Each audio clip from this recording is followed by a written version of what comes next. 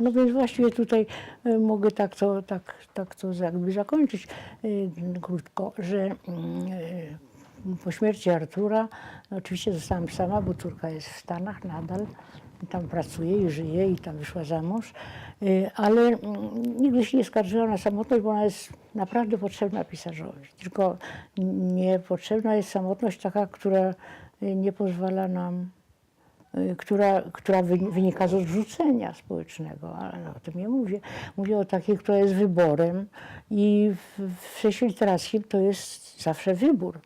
Bez samotności, bez pracy i to nawet usilnej pracy nie można mieć żadnych wyników. To są banały, ale naprawdę banały bardzo prawdziwe równocześnie. Także ja właściwie nie miałam innej możliwości na mój sposób życia, jak to, żeby się bardzo, bardzo zabrać do pracy. I rzeczywiście muszę powiedzieć, że ten okres najbardziej pracowicie spędziłam z całego życia. Bo właściwie tym się głównie zajmowałam, troszkę wyjeżdżałam. Byłam we Francji byłam prawie co roku. Wyjeżdżałam na jakieś różne wakacje, na jeszcze zaproszenia zagraniczne, także nie mogę się skarżyć, że także siedziałam w domu, bo zwłaszcza ostatnio Włochy bardzo mnie przygarnęły, bo wydali tam wybór moich wierszy, a także wydali takie dwutomowe błyski. To jest taki rodzaj, który ja według mnie uważałam, że wymyśliłam, ale który właściwie jest notatką poetycką w takim momencie podniesienia jak gdyby pewnego. I ci Włosi mnie tam wielokrotnie zapraszali, no wielokrotnie. W każdym razie w ciągu ostatnich 2 lat byłam 4 razy w Rzymie. No to mi się jednak przedtem nie zdarzało, bo raczej gdybym jeździła, to bym do Paryża chciała jeździć. Ale bardzo pokochałam Rzym przy tej okazji i spotkania, bo oni chcą zawsze widzieć człowieka, kto to pisał, kto to tłumaczył.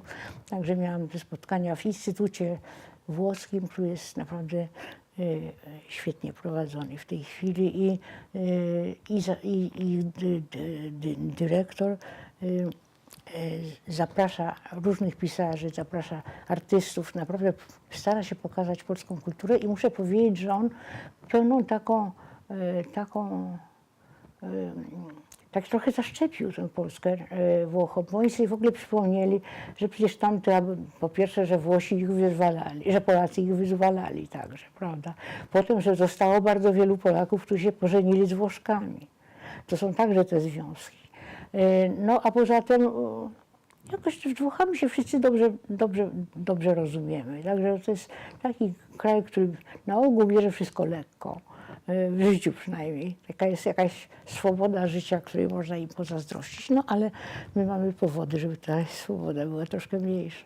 To znaczy mówi Pani o Instytucie Polskim w Rzymie, prawda? Tak. I o jego dyrektorze Jarosławie Miłku. O Jarosław właśnie, bo nawet myślę, że warto przekazać to, że to jest Jarosław Mikołajewski, poeta, krytyk, dawny współpracownik Gazety Wyborczej, znakomicie znający język, znakomicie znający literaturę włoską, której tłumaczył klasyków